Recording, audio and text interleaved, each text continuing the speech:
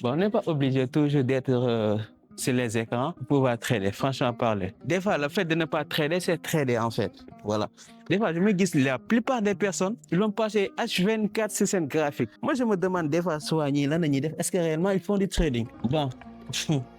suis en train de... Non, là, on aurait. Ouais, ça me def sport. Pas tant là, mais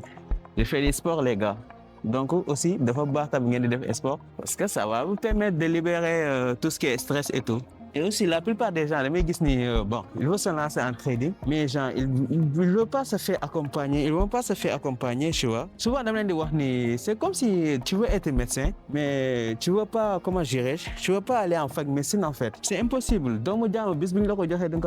tu vois. Donc, trading, c'est la même chose. Bu dee ni yow dama jàng ko na la lenn sa xaalis da nga ko fa yàq te da nga ko bàyyi si marché bi parce que sa xaalis mooy sa doom te foofu sa xaalis ngay investir en fait. Donc bu fekkee ni yow maîtriser woo li ngay def na la leneen tu vois gâter sa xaalis. Et autre chose aussi maanaam si gàttan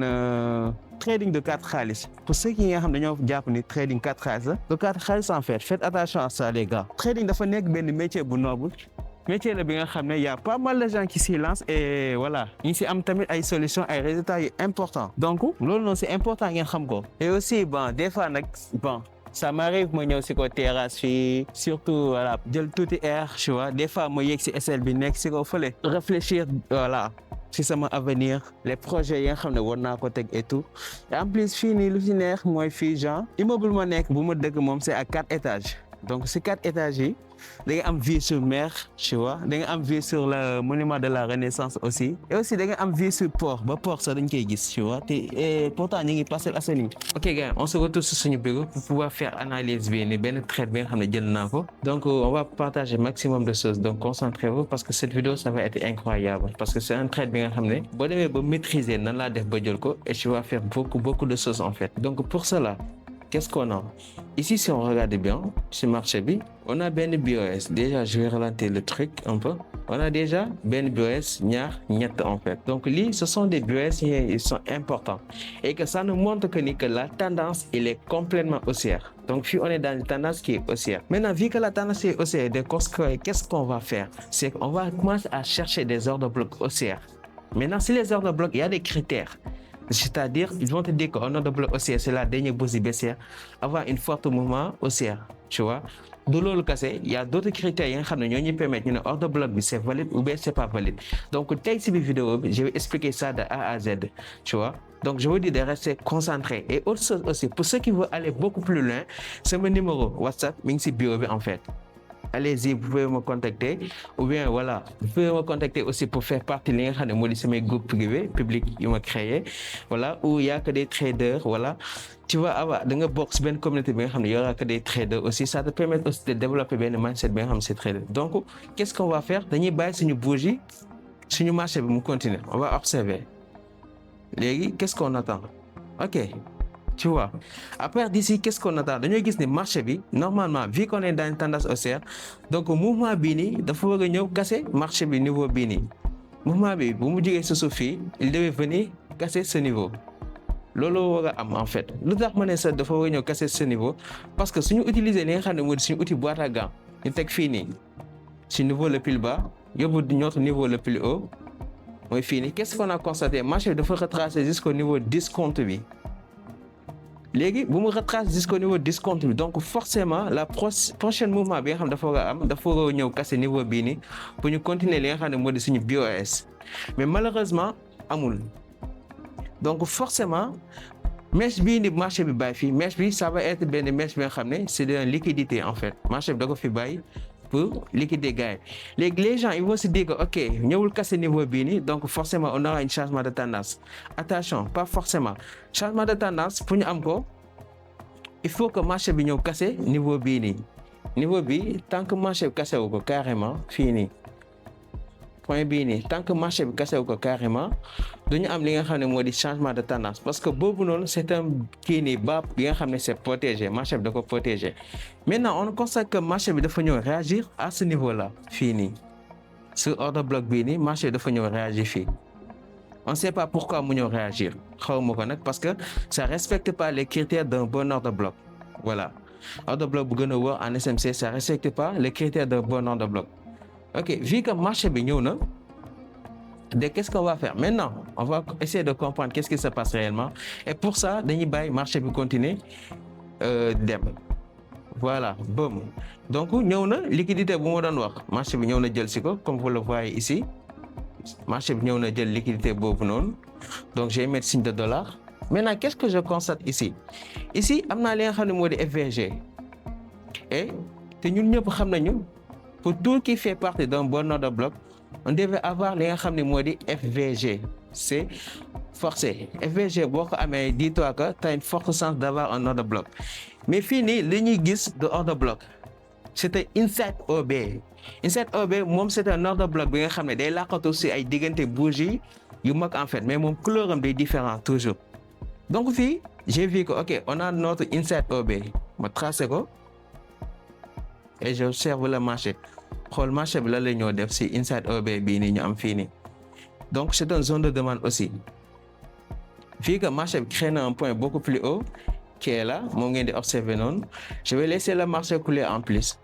ok marché bi la la def merci gis ngeen ñëw na ba suñu zone mais réagirul suñu zone moo nekk nii parce que man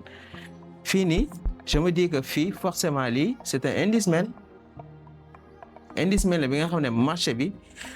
mën koy jox pour mën a valider zone bii nii mais après qu'est-ce qu'on va faire on va essayer de regarder je vais prendre sama outil de position moo nekk nii ma teg sama zone de demande fii sama SL ma ñëw teg ko suuf fii nii juste sama suuf fii nii sama TP ma teg ko si kaw fii en fait fii mooy doon sama TP le dernier niveau le plus haut maintenant dañu observer ñu xool marché bi réellement moom lan la def est-ce que moom marché bi il nous a donné raison wala il nous a pas donné raison je laisse ok gis ngeen donc amaan nañu beneen zone de indice-man moo nekk nii lii tamit c'est un indice-man boo xam ne c'est hyper important fii mën naa taxaw ne liquidité la prise de liquidité la marché bi def foofu noonu voilà mën naa tuddee prise de liquidité fii nii ma ñëw def li nga xam ne lii mooy suñu indice-man à partir de ce niveau là mu tuddee ko suñu indice-man c'est quelque chose qui conduit les gens en erreur léegi qu'est-ce qu'on va faire on va laisser le marché couler ñu xool ok dem na mi ngi delluwaat on va voir si dina ñëw réellement sur suñu zone ok donc damay pousse lii un peu et fait comme ça maintenant gis nañu ko mouvement bii nii c'est un mouvement qui nga xam ne liquidité la parce que mouvement bi aussi bu mu ñëwee ba fii normalement il devait venir casser ce niveau là mais malheureusement defu ko donc moom forcément lan la liquidité la en fait donc je vais le prendre comme liquidité après ma expliquer leen indice-man réellement mooy lan gis ngeen fii nii à partir de ce niveau là fii c'est une liquidité ma tracé ko à partir de ce niveau là d'autres personnes traders vont venir et dire que lii order bloc bu valide la et gestion de bloc il faut dire que non fii order bloc bu valide la alors que loolu c'est un indice-man en fait de order bloc c'est juste que marché des fois ne lay def pour piéger la majeure partie d'entre nous léegi on va laisser le marché ñu xool la lay def toujours bam qu'est-ce qu'il a fait boo leen seetloo fii nii marché dafa ñëw jël sama stop loss directement dafa ñëw jël sama stop loss moi-même j'arrivais à comprendre pas pourquoi marché bi ñëw jël sama stop loss vu que j'ai repéré benn inside OB te les inside OB c'est hyper valide c'est hyper important j'ai repéré sama indice-man tu vois indice-man marché bi ñëw jël na ko mais j'étais en position marché bi lan la ma def daf ma ñëw liquider carrément génn ma SL ok j'ai pas découragé je me suis dit ok je vais essayer de comprendre pourquoi mais loolu dinaa ko def ci beneen vidéo marché bi SL na ma mais dinaa ko def ci beneen vidéo donc damay bàyyi sama kii bi SL na ma donc qu'est-ce que je vais faire je sais que ici nii forcément côté bii nii c'est une zone de demande marché bi fii nii su ñëwaatee rek bon dina amaat beneen zone de kii ni bu mu bàyyi foofu parce que fii gis naa ni marché dafa ñëw demande ci zone de demande dafi ñëw ñaari yoon en fait mooy suñu zone bi dafa ñëw ñaari yoon ñëw na fa ñaari yoon réagir na donc si dem dina bàyyi benn opportunité bi nga xam ne moo ñuy permettre ñu nekk en achat donc je vais réduire un peu ma yóbbu ko 1 te ñu xool réel marché bi la lay def en fait ok ñu xool observer marché bi ok fii boo leen xoolee marché bi bàyyi na ma benn bougie bu important déjà qu'est-ce qu'il a fait déjà marché dafa ñëw réagir fii su bougie bii nii marché dafa ñëw réagir fii nii mais je vais pas le mettre dama koy dindi parce que am na beneen bougie aussi bu important bougie signature ñoom ñoo ko fi bàyyi ce sont des bougies signatures bougies ce sont des bougies très importants su ma ko gisee tag je sais que am na lu fi xew su ma gisee tag je sais que am na lu fi xew fii vu que manqué naa opportunité bi fii nii je l'ai manqué carrément tu vois manqué naa opportunité boobu donc xam naa ne am na beneen opportunité bi nga xam ne mi ngi fii te marché bi dina ko ñëw jëlaat encore pour permettre ñu rattraper ko donc fii laa déterminer sama zone de demande ma jël li nga xam ne moo di sama outil longue bi ma placé waat sama buy limit sama stop loss fii laa koy tegaat même niveau bi en fait même niveau bi descend un peu voilà sama TP moo nekk fii sama teg out fii nii sama dernier niveau bi léegi ñu bàyyi observer marché bi lan lay def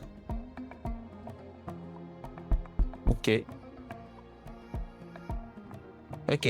marché bi ñëw na déclenché ñu à partir de ce niveau là avec la mèche gis ngeen entrée bi tellement que c'est précis avec la mèche en fait marché bi mèche la ñëw déclenché ma mèche bee nekk nii avec la mèche c'est tellement important si vous voyez bien c'est avec la mèche que le marché bi ñëw déclenché donc à partir d'ici dama indi si nga xam ne mooy sama outil fii nii sama TP fa la si kaw la donc je vais amener ça li nga xam ne moo di à 3 maintenant on observe boum qu'est-ce qu'on constate ici qu'est-ce qu'on constate encore marché bi il a fait quelque chose qui est incroyable il est venu bàyyi ñu encore beneen opportunité bi ñu permettre ñu nekkaat en position mooy bouger boobu noonu c'est une opportunité bi ñu permettre ñu nekkaat en position vous voyez bien et bàyyi na fi ay liquidités aussi donc j'ai un autre sens d'entrée encore en position deux fois j'ai deux sens d'entrée en position en plus marché il a laissé ici des liquidités si vous regardez bien fii nii dafay bàyyi liquidité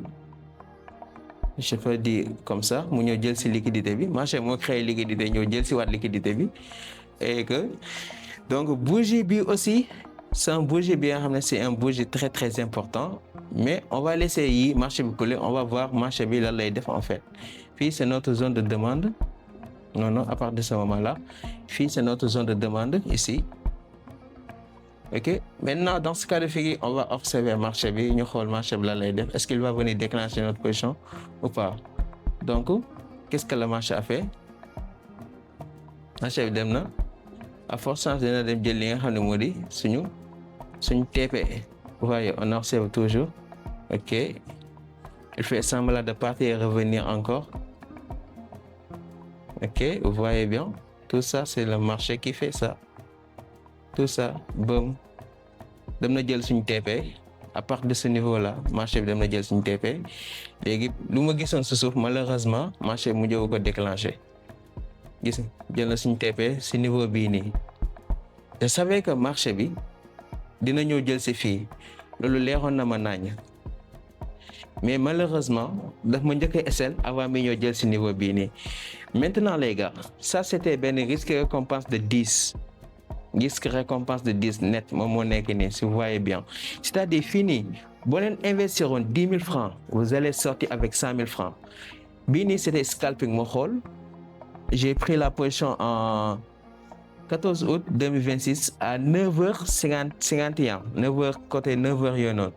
marché bi ñoo jël sama TP à 11h pile tu vois donc c'était intéressant les gars et lii mooy li nga xam ne moo di SMC avancé c'est juste de faire des entrées qui sont tellement précis et marché bi à chaque fois samay entrées il vient me déclencher avec la mèche donc ce sont des entrées yi nga xam ne c'est sniper pour vous yéen ñi ngeen xam ne vous voulez avoir ce genre d'analyse vous pouvez faire ce genre de configuration je vous conseille ngeen abonné ci chaîne bi tu vois partager ko aussi pour permettre à d'autres personnes ñu gis ko et aussi sama compte WhatsApp mi ngi ci description vous pouvez aller là-bas cliquer ci lien bi et m'envoyer un message sur WhatsApp de ce je vous donne rendez-vous pour une prochaine vidéo merci.